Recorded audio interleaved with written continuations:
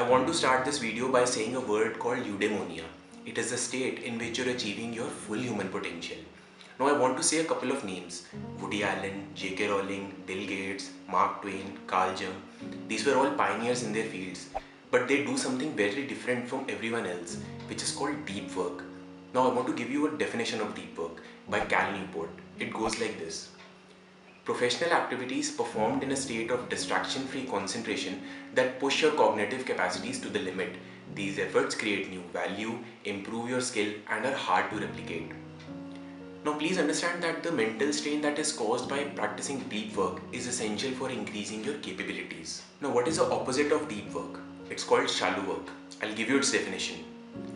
Non-cognitively demanding logistical style tasks often performed while distracted.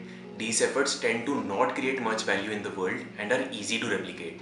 The ability to perform deep work while it is becoming increasingly rare in today's world is highly valuable. The people who incorporate deep work in their professional lives will thrive. You can see a number of deterrents to deep work. These are called network tools by Cal Newport.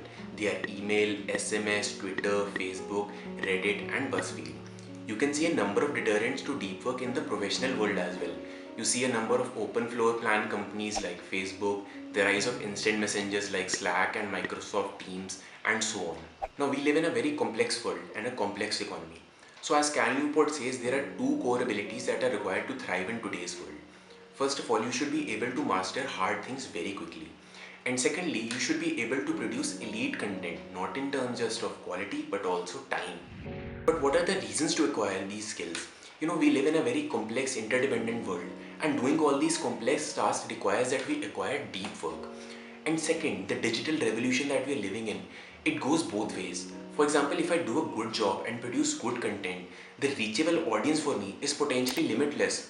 But if on the other hand, I don't do a good job, then people can always find a better alternative online. Now, Cal Newport says that there are three types of workers in today's economy. Let's talk about them. The first are highly skilled workers. For example, are you good at working with intelligent machines or not? Second, the superstars. These are the leaders in the winner-take-all markets. Once the talent market is made universally accessible, those at the peak of the market thrive while the rest suffer. And the third are the owners. These consist of those with the capital to invest in the new technologies that are driving today's changes. Now before we move on to the next section, I want to talk about attention residue. Think about it. There's a difference between uninterrupted thinking and staggered attention. See, when you move from task A to task B, your attention doesn't follow immediately. It doesn't switch immediately. A part of your attention remains stuck to the previous task.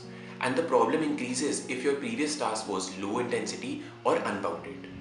Let's talk about the actionable points. How do you work deeply? First of all, you should divide your time and leave some clearly defined stretches to deeper pursuits and leave the rest of the time for everything else. Second, you should try to transform your deep work sessions into a simple regular habit. And third, you can try to fit in your deep work sessions into whatever time you have in your life. But please remember, like I talked about earlier, attention residue. Now, how do you develop a deep work habit? First of all, you should say yes to wildly important goals. These are goals that scare you and help you to consume over the no's that you want to say to trivial distractions. Second, you should measure. You should measure the time spent that you have spent in a deep work state toward your wildly important goal. Third, you should create a scoreboard. And lastly, you should maintain accountability. Now, Cal Newport also says that you should quit social media. He says that you should consider the factors that bring you success and happiness, not just in your professional life, but also your personal life.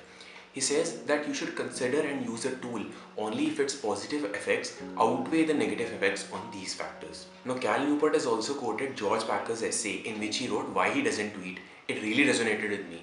Twitter is crack for media addicts. It scares me, not because I'm morally superior to it, but because I don't think I could handle it. I'm afraid I'd end up letting my son go hungry. And finally, Cal Newport says that it's okay to be lazy. It helps you recharge, it helps you aid insights, and the work that is replaced is not that important.